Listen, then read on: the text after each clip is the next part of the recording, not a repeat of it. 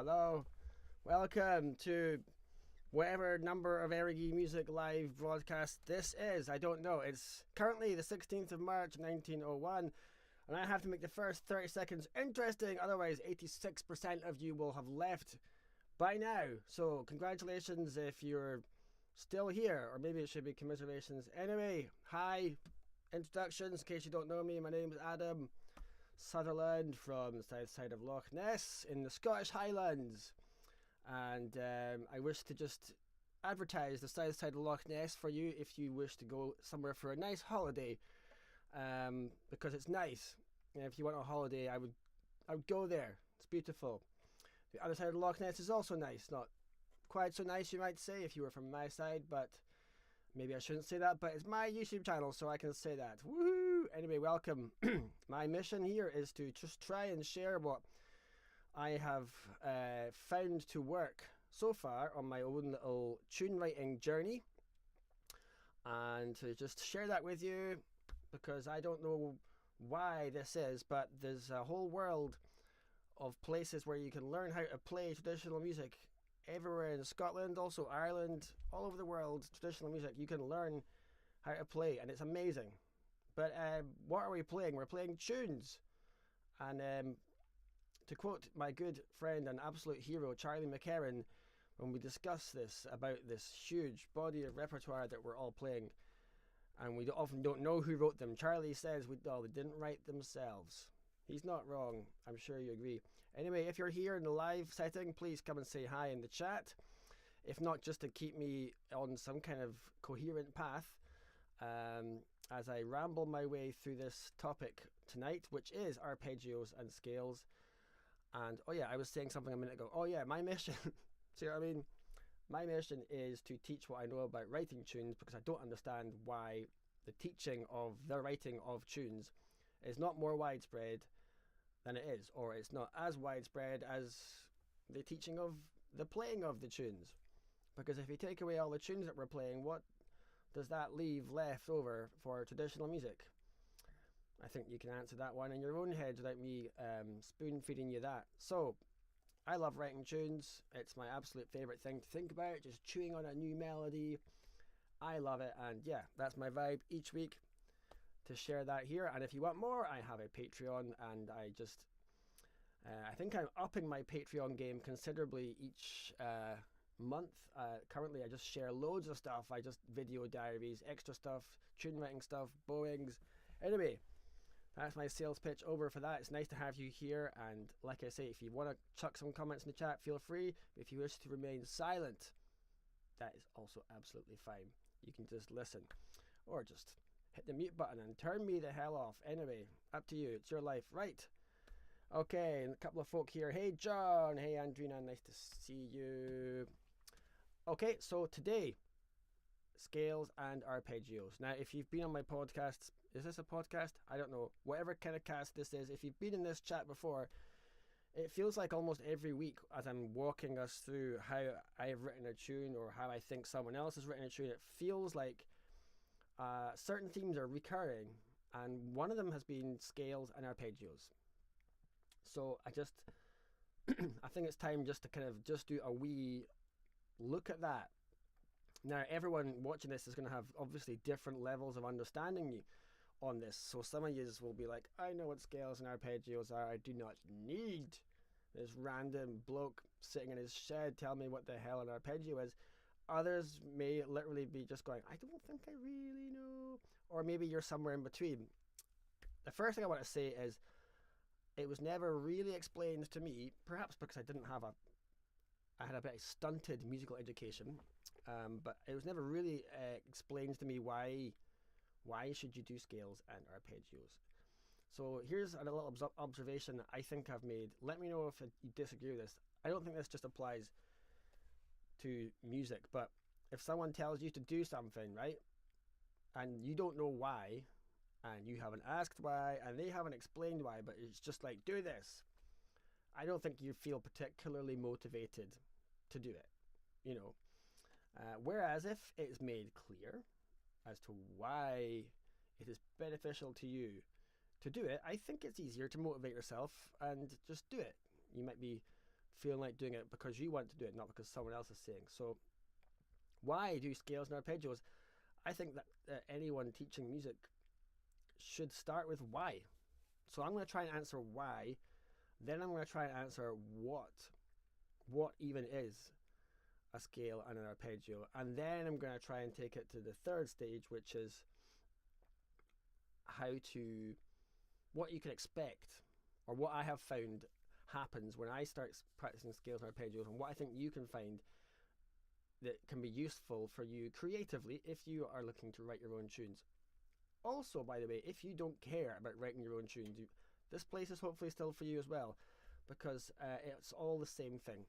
So you might find someone gave you some really good feedback last time that they weren't necessarily looking to write their own tunes, but nonetheless they felt that they had benefited from some of the chat that was happening between me and the punters here. It helped their technique, or helped their understanding and appreciation of music. So maybe actually this channel is just all about appreciating music and the universe. So yeah, why arpeggios, what are they, and then the infinite world of how they can be used to write music. And I'll maybe look at a couple of examples of tunes that are arpeggio-y and scales. So why? Part one, why should you learn scales and arpeggios? The more comments the better, by the way, because I might not get this all right, but here's why I think. This is just my personal opinion. I think all music, like every tune you can think of, every melody, okay, not all music, every melody is made up of little bits of scales and arpeggios, right? So if I was to ask you to learn a tune, if you were like learning a tune from me, or if you're just learning a tune from a book, and the tune says, okay, you're going to need to be able to play these notes rising up in pitch. I'm going to do it that way so it's easier for you. These notes rising up in pitch by step. And then you're going to need to do these notes rising down step by step. This isn't a tune, but imagine the tune went.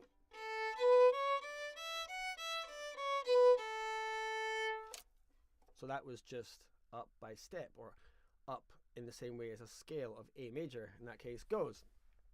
If you are having to try and do that because the tune says this is what you have to do to make me come alive, and if you've never played a scale before, you'll still be able to learn how to play that, but it won't be as easy or as immediate as if you had dedicated some amount of your life to just drilling and ironing in the habits of doing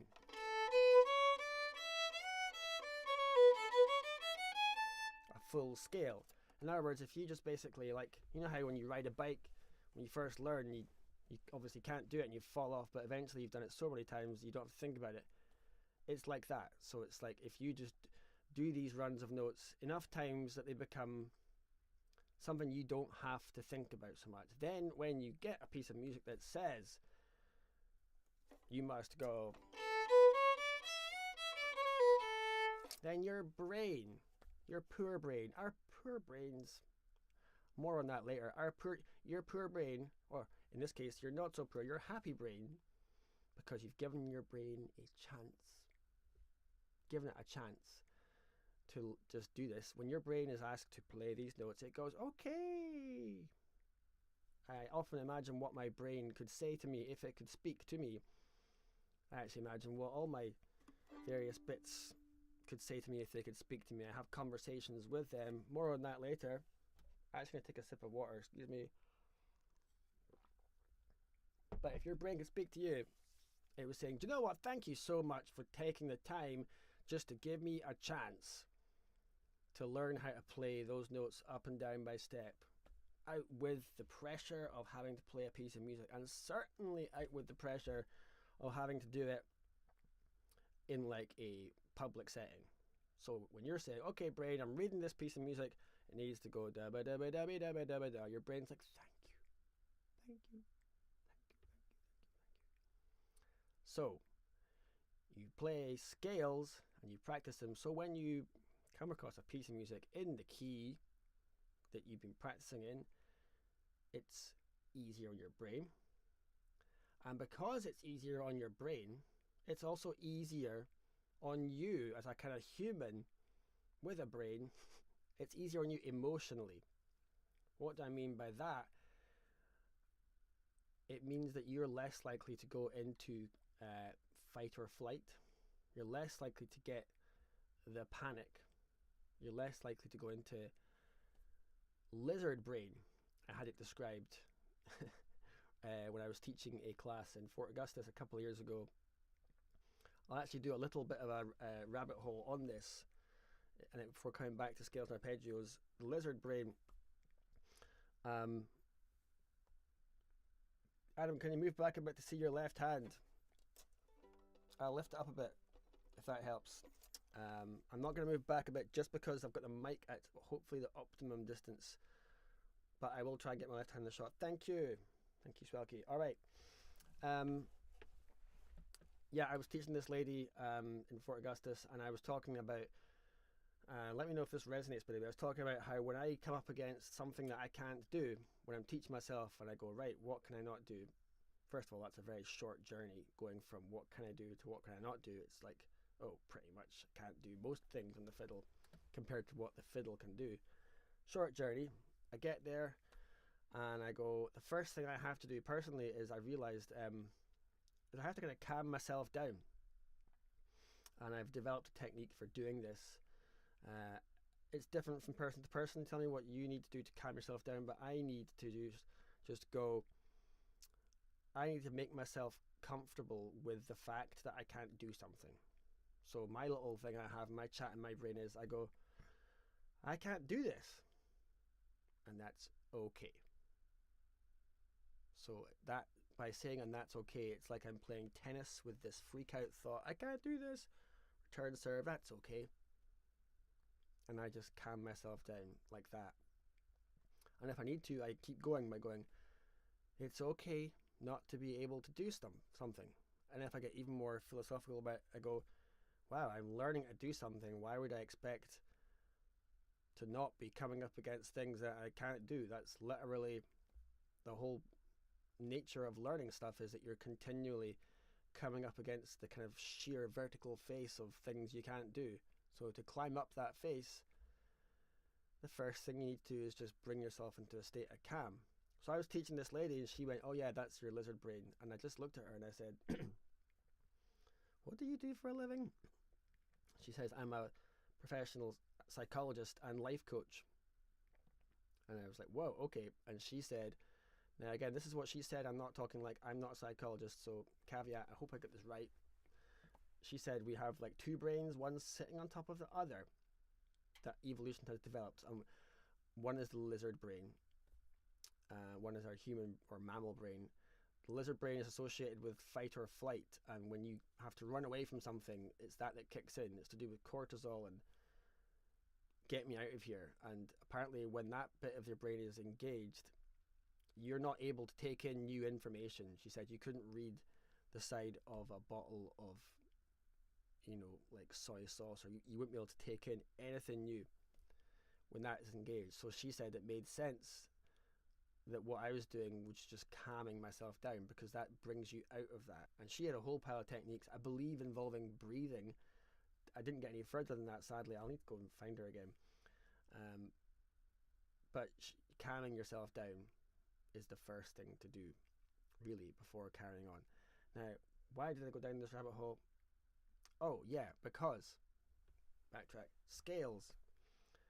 When you're doing scales and arpeggios, if you practice scales and you come to a piece of music that demands that you reproduce what you did in the scale, in other words, going up and down by step, your previous practice is going to mean that your brain's going to have less of a hard time doing these movements, and so you're less likely to go into lizard brain, fight or flight. So you're going to find it easier. And I would say, if you're finding it easier, well, first of all, you'll learn the piece of music more quickly, but more importantly, you're going to have a nicer time. And I think playing music should be,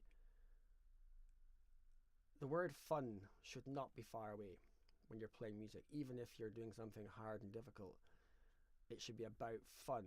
Hopefully it's fun to actually learn the difficult thing, but even if it's not massively fun, it provides a pathway to more fun down the future. So it keeps you calm doing scales, makes you have more fun, and it builds your skills. And who doesn't like to have skills being built? Let's face it. Okay, I'm going to look at the comments here. Linda, making finger patterns for all keys, part of your toolkit. Hearing what they sound like so you can recognize what a key a tune might be in for learning it by ear. Great advice from Linda. Very fine fiddle player and composer, by the way. Good advice. Thank you, Linda. So, scales. If your piece of music is an A major and you've spent ages practicing scales in A major, then when the tune has little bits of the scales, your brain's like, oh yes, yes, easy. Now, tunes don't just go up and down by step, do they?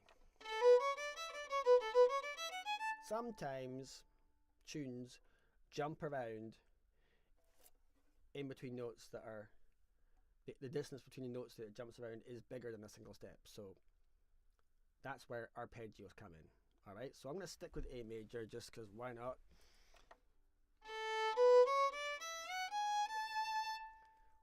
That's a scale of 8 notes.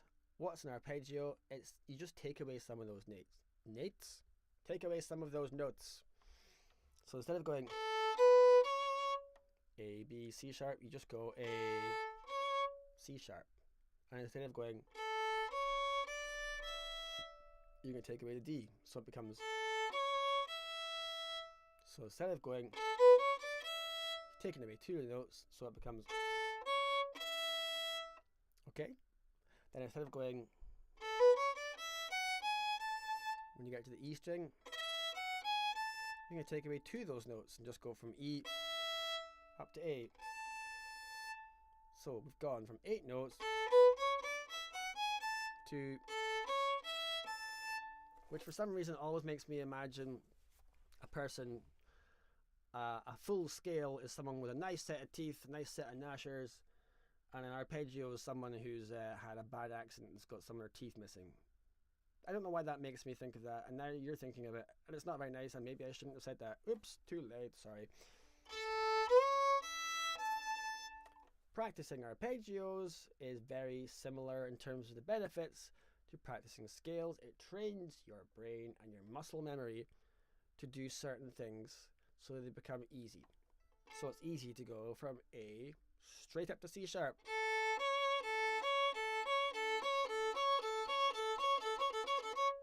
And it's easy to go from C sharp to E. And it's easy to go from E to A. So now you've got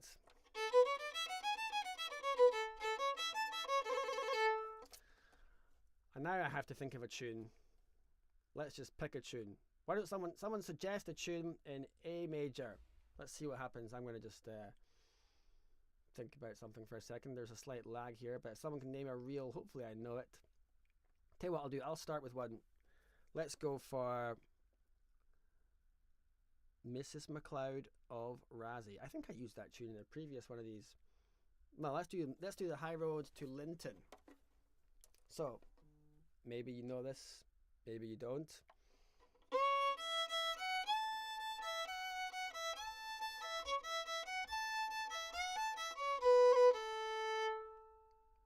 So the first two notes, right? We're in A major, it starts in C sharp.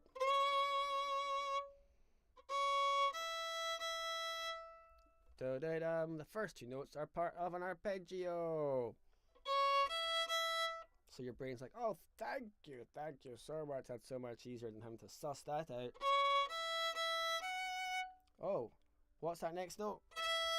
E to F sharp. What's that part of? It's part of a scale. So we got arpeggio, arpeggio. And from first finger, 1 to 3, or F sharp to A. I'm sorry, not everyone here is playing fiddle. That's part of an arpeggio as well. Not an A major arpeggio, but it's part of an arpeggio. Okay?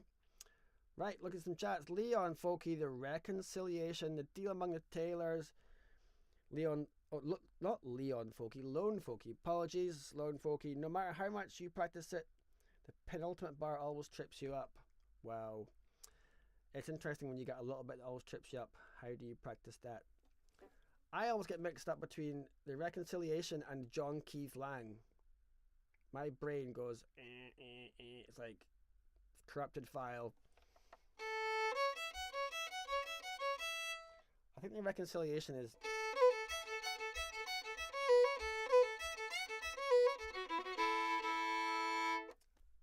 Anyway, either way, they're all bits.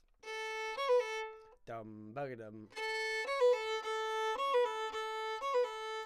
A up to C sharp, it's bigger than the step in a scale. Bum da dum da da dum. Anyway, I feel like you're getting the point here, right? This is the Y. So this is just one key we're looking at, A major, but if you're really well versed in all the scales and arpeggios of A major, then your brain finds it easier, and because your brain's finding it easier, it's less likely to go into lizard brain, and if you're not in lizard brain, you're more likely to have fun, and if you're having fun, then, well, that's the whole point, right? So that's just one key. If you practice, in theory, all the arpeggios in all the keys, okay, that's a big mountain or a series of mountains to climb, but just think about it theoretically. If you practice them all so that you're not struggling to play those, then when you're given any piece of music in any of those keys, the workload is less, it's a bit easier, and it's like it just becomes habit. So I hope that answers for anyone who wasn't sure. Maybe you all know and you're like, yeah, we know this, but that's my take on why. Why? That's it. Let me know any comments on that. I'm going to have a quick sip of hot water. Previously hot water. Okay.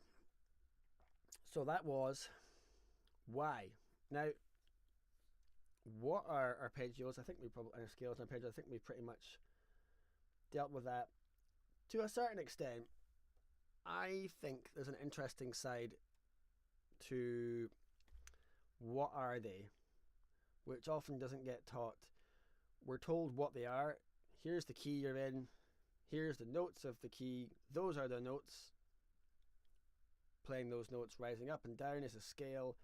Missing some out is an arpeggio. But there's an interesting other side to it, which is even more like taking a step back, even further from that.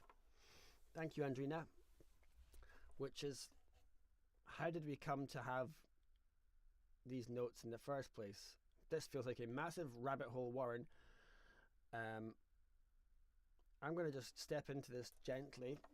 I'm going to go to G major because I feel like it. A's got a bit flat there.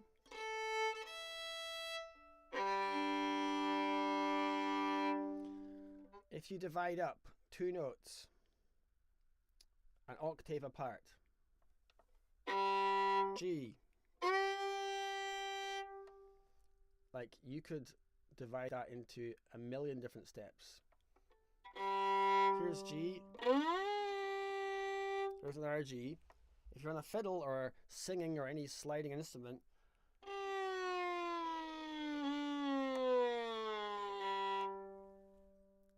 that's like the analog version. There's literally no top number to the amount of kind of bus stops you could have. Bus stops, if that's a good way of thinking about it. Whereas we've created all these little stops that we like to stop at. The scales. We've like, these are the significant ones, and we like these. There's some maths going on which I'm not an expert in. I'm just trying to learn about that myself just now. I will give you this little factoid, which is I just love this. If you go back to A for a second, if you play that A, that's like, I think that's A4. You call that. I could be wrong, or maybe it's A5. That's A4. That's 440 hertz. In 1 second of time, your A string will vibrate 440 times. If you play the note an octave below, that is also A, and that is A as well, because it sounds kind of the same, doesn't it? In the same way as an octave higher than A sounds the same. Why do they sound kind of the same compared to like no, but what is it about if I play them at the same time and get them in tune?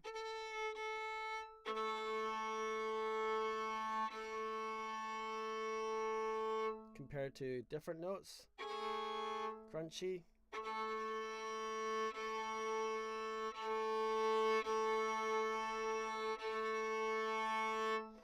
They sound the same because middle A, as I call it, octave below. This one's going 440 times in 1 second. This one's going 220 times in 1 second. Precisely half. So there's a kind of waveform thing which is pleasing. 1 octave higher than 440 hertz is 880. 1 octave above that is 1760. Is that right? Let me know if my maths are wrong there. Point is, it's exactly double. So it's not just like random that we have picked these intervals, the octaves.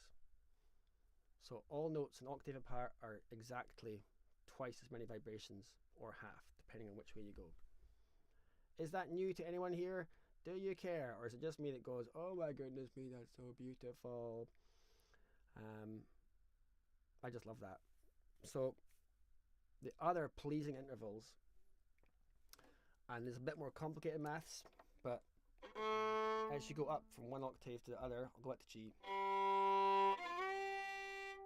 There's other intervals that aren't so pleasing. Like, there's 2 notes an octave apart. Nice.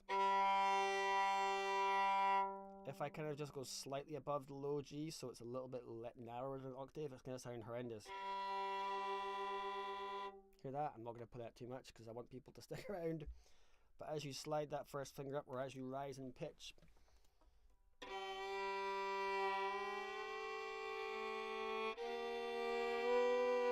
you get some certain combinations of distances that sound nice. And that's a whole other video and a whole other topic as to why those are nice, but it's all to do with kind of maths, basically. Incidentally, I read an article a while ago that said there was a bone flute found somewhere in Eastern Europe that was made by Neanderthals, I think 40,000 years ago. And it was, as far as I can tell, tuned pretty much like a tin whistle. What does that mean?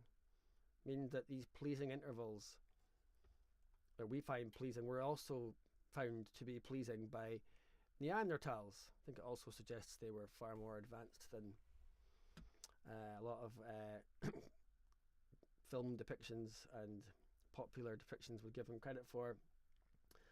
There are certain pleasing intervals that are just universally pleasing. Which also makes me think, wow, if there's aliens, let's face it, there's probably aliens because the universe is so big and we're here. Then the chances of them, if they're playing music, that makes me think they're quite probably using similar intervals. And that makes me think, whoa, if aliens ever come here, I'm not going to be interested in all this like warfare or take me to here. I'm just going to be wanting to know, what tunes are you playing? What tunes are the aliens playing? Can you imagine? Can you imagine? John Williams, the famous composer for Star Wars, had to imagine that. He had to provide music in a bar scene on a fictional planet of Tatooine. He had to go, I wonder what music the aliens are rocking out to. I have to say, I love what he came up with. Anyway, the point is, there's some kind of something universal about certain combinations of notes or vibrations that are mathematically pleasing and therefore pleasing to us. Right, okay. Is anyone still there? Right. Practicing arpeggios. I am going to be chucking on my Patreon, or maybe I'll chuck some here, some workouts, some arpeggio workouts, and I'm going to just like show you a little bit what I'm talking about, which is going to be something like let's pick G minor. I'm going to do it over 2 octaves. That's 1 octave. I like this.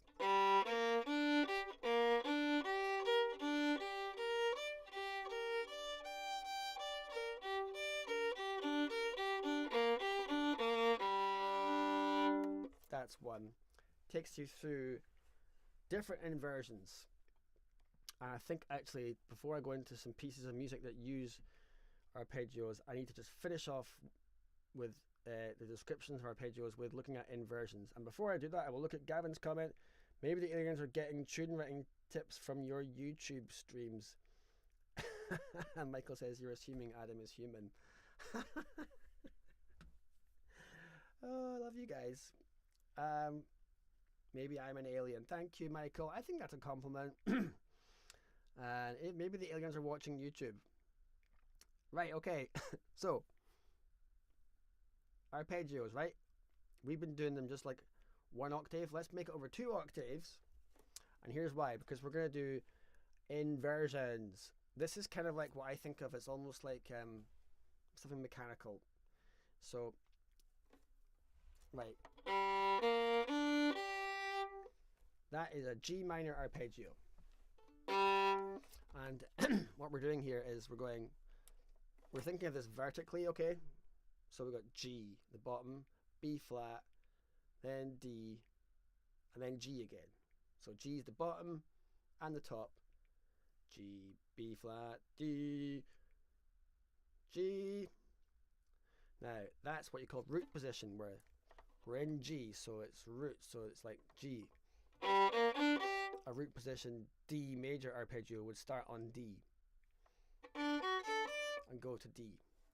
A root position E flat arpeggio would start on E flat and go to E flat. It means that the name of the key is the bottom note and the top note.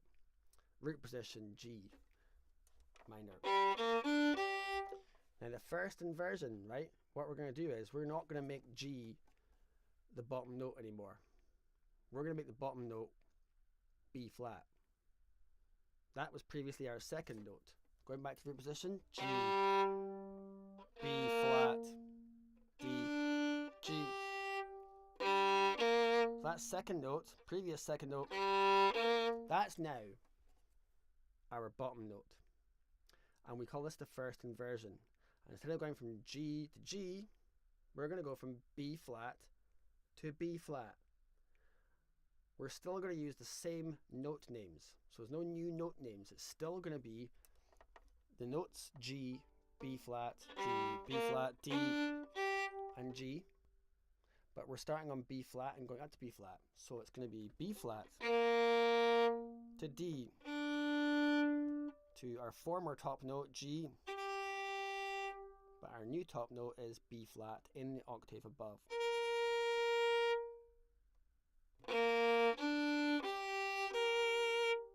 So that's the first inversion.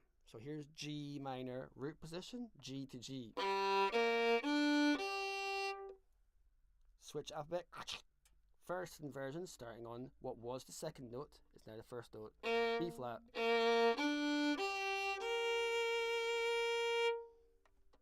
So the second inversion, if that's the first, is going to be starting another note higher in this series. So what was our, going back to the root position, we had G to B flat to D. So D, what was the third note in our root position, G, B flat, D, that's now our first note. And it's our top note. So we're going from D to D, no new note names, so it's still G and a B flat and a D, but in a different order. So D, and up to G, which was our original top note. It's now only our second note. D to G, then to B flat, and then our top note is now D again.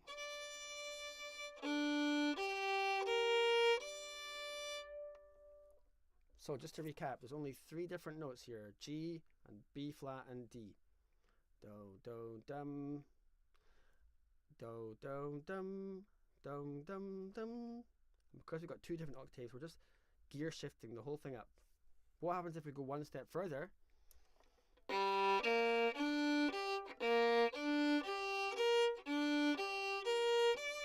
Then our next note is, after D, is G again, but now it's G 1 whole octave higher than when we started. So it's like we're back to G again, but it's all just gone up into the second octave. G, B flat, D, G, B flat, D, G, B flat, D, G, B flat, D, G, and that's where my singing is going to stop. And it's the whole thing starts again. And in theory, you could just go up and up and up into lots of different octaves. I'm not going to be trying that, but that's the theory. So here we go.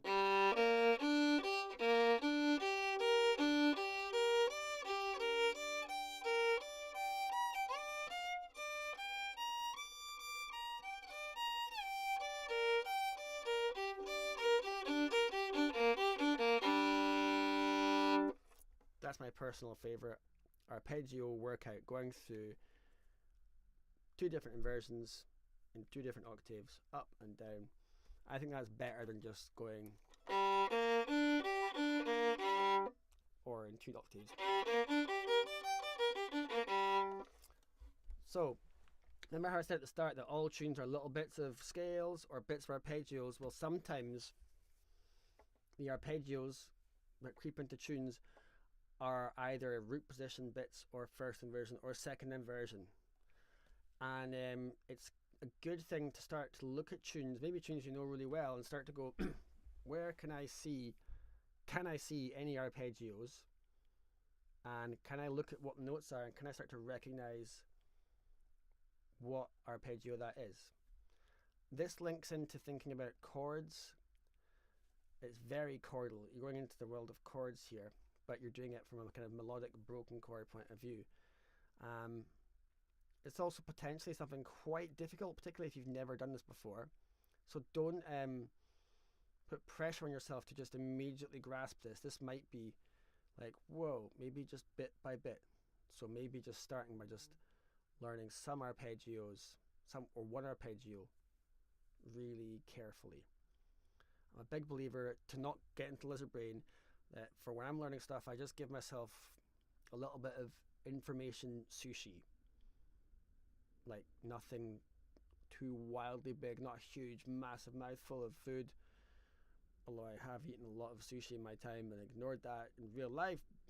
Gotta love sushi. Avocado maki, oh my god. Anyway,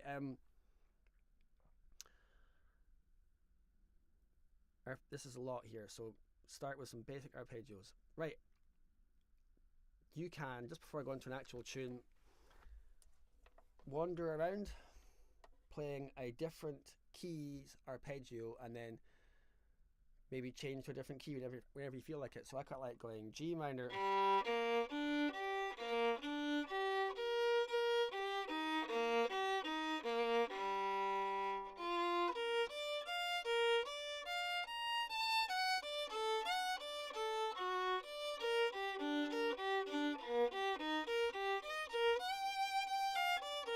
and then chuck in little bits of, this is what I like to do, little bits of scales and arpeggios, and just randomly move around.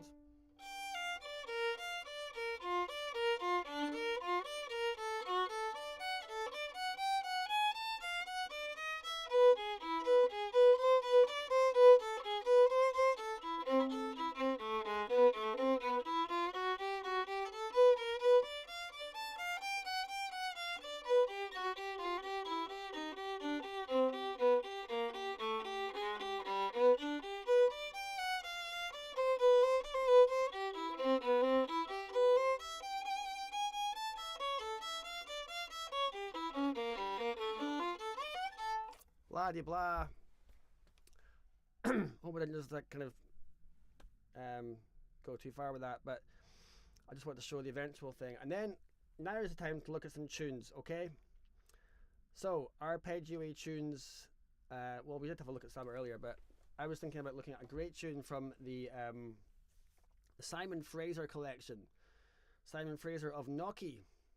Knocky's in the south side of Loch Ness, which is where I'm from, and it's a very famous set of tunes. But before I answer that, I'm just going to look, before I talk about that, I'm going to look at the question from Callum Noble. Hey Callum, how much of this do you do, Adam? Is that a thing you do a little bit whenever you play it, or is it a dedicated thing you do once a week and really focus on? It's not so much like once a week. That would say something more complimentary about my practice schedule than would be fair or accurate. But I definitely like to go into, I have done intensive things of like, right, I'm going to go into B flat today, and or I'm going to do a certain other one, and then I usually get distracted. And this is maybe where this helps me write tunes, is that I go into arpeggios of, say, a key I don't know very well, and it's just like difficult and out of tune. I'm using my tuner to check, but at some point a little bit of progress will be made, and then I'll just find some notes that I like and then write a new tune. And this whole thing is about tune writing, so I'm kind of veering back onto that, which is, I think that I don't think it's just me that does this, when we find that we can do something new that we weren't able to do, I think it's exciting. And you find new sounds, new hand shapes that you couldn't do before. It's like, ooh, I think you either start to wonder what you can do with it, or you can actually deliberately make yourself go be creative as a kind of decision. Right. So I've done more of this in the past than I have in recent times. I've been learning a little bit more, just refining on what I'm doing with the tuner in the last year or so, just drilling down. But it's just a nice thing to try and do. Maybe pick two keys, like I was wandering around too much there, but you can find some chords that go nicely together, like I think D minor to G.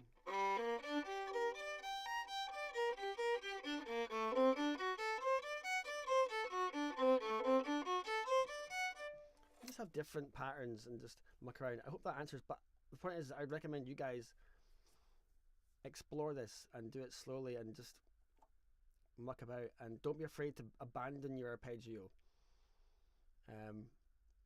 I wrote a bit of a tune once which was a combination of doing arpeggios and semitones, and I wrote this.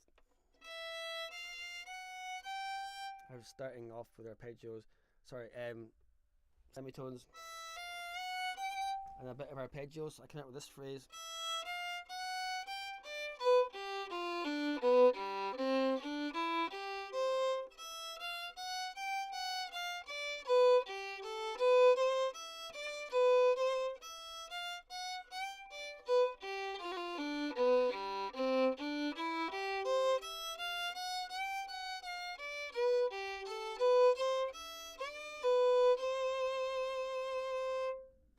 I wouldn't have written that tune if I wasn't practicing arpeggios of G major. That was a G7.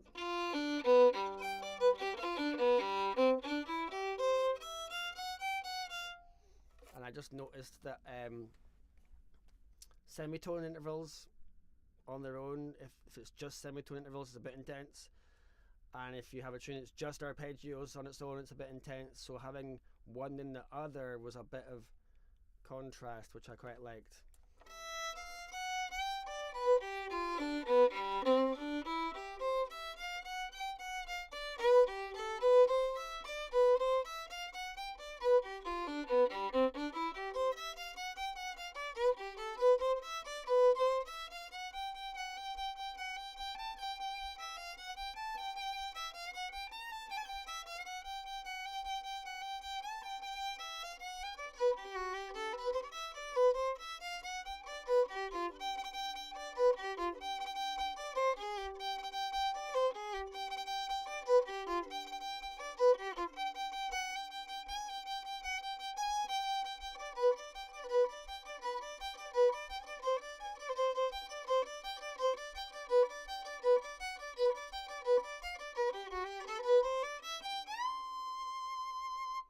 I haven't played that in years.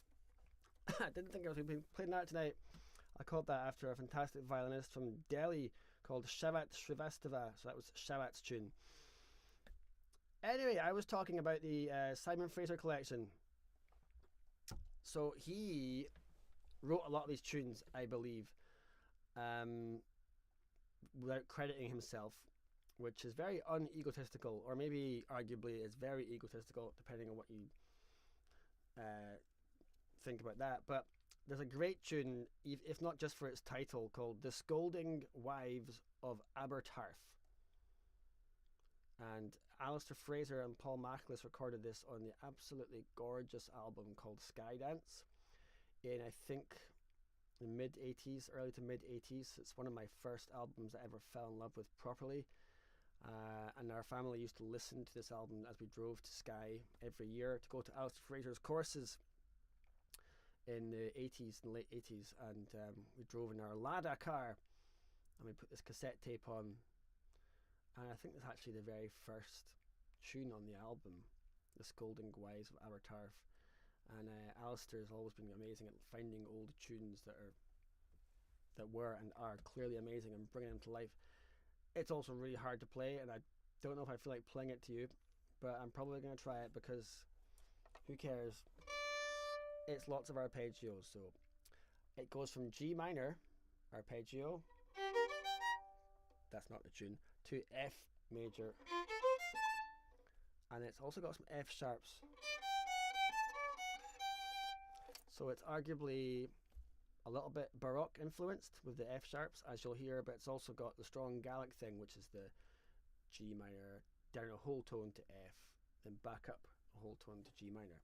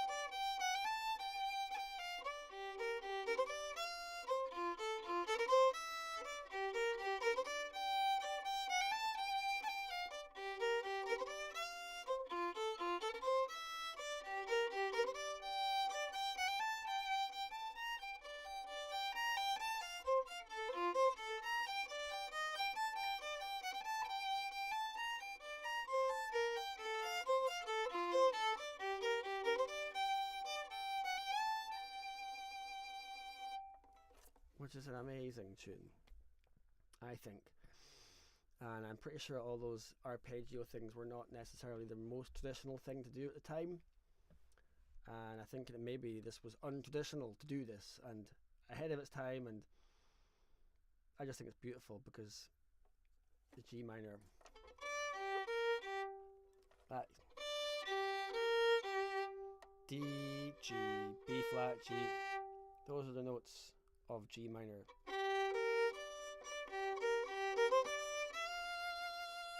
But the last note in that phrase is an F, taking you towards F.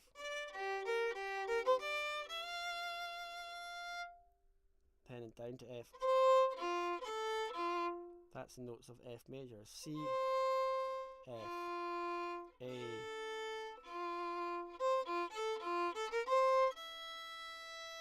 And that E is so interesting.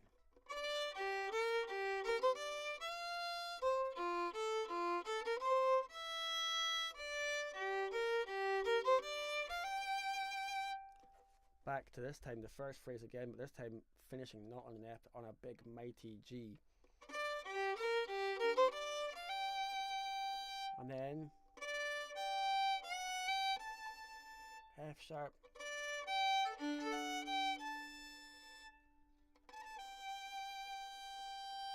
So chordally it's like G minor, F major,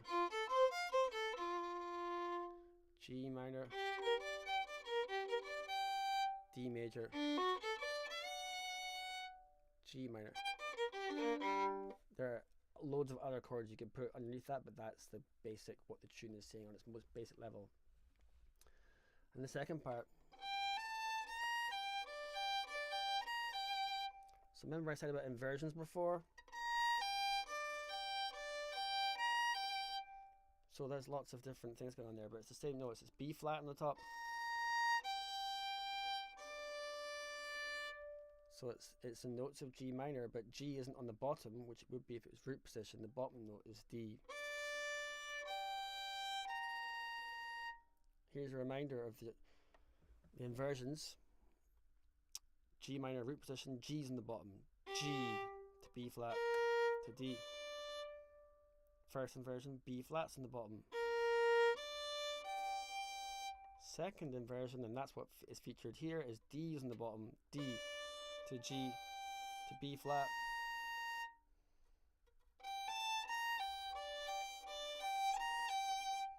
So that's what's going on there. And getting into it is a little bit of a scale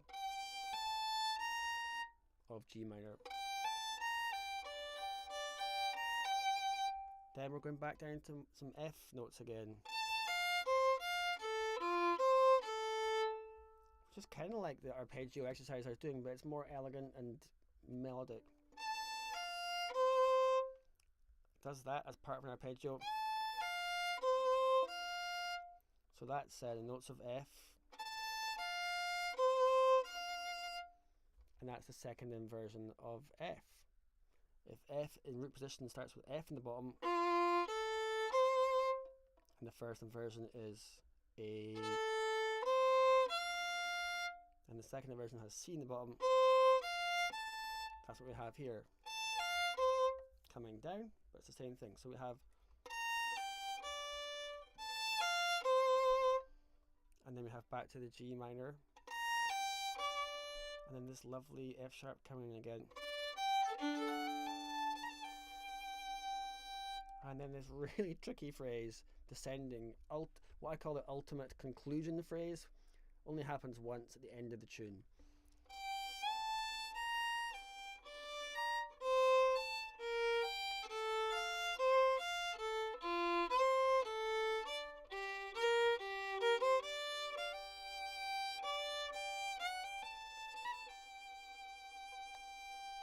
And we're finishing off with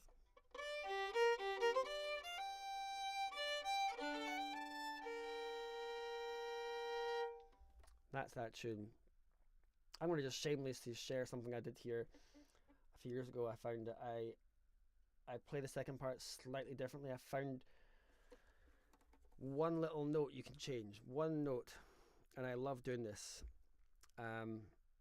Thanks for your kind feedback, Andrina and Linda. You'd forgotten about this tune. Yeah, it's amazing.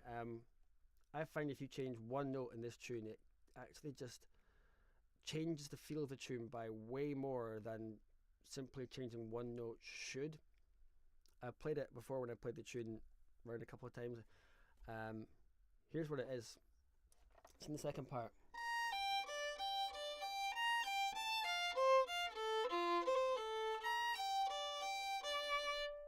That note there, it's a D in the tune. I've changed it up a semitone, and I've just realised it's actually one other note I've changed. So I've changed two notes. Instead of going that point. D, G, B flat, G. I've changed it to, instead of D, it's E flat. And instead of the high B flat, it's an A. So I've gone from to,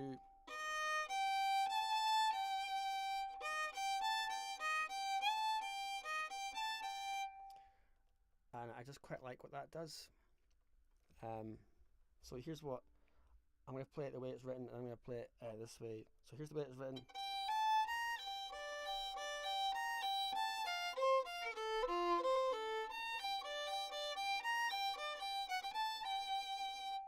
And here's what I've changed.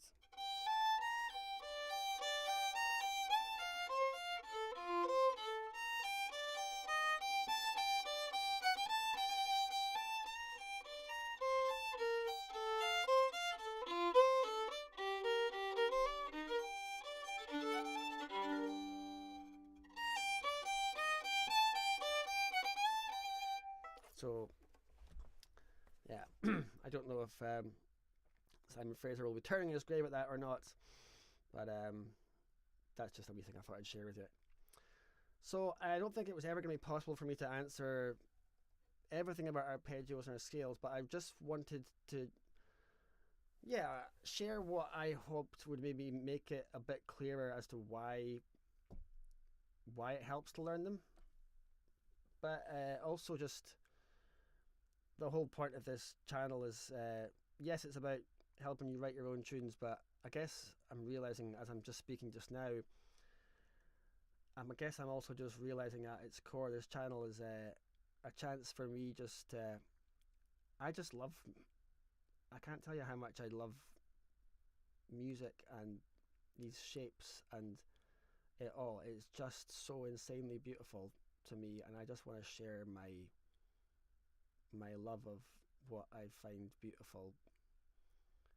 Yeah. And I think that is actually even more at the heart of this channel than actually teaching tunes, although teaching tunes is a close second. I don't know, I just get excited. I just find it all tremendously exciting, and I just love it.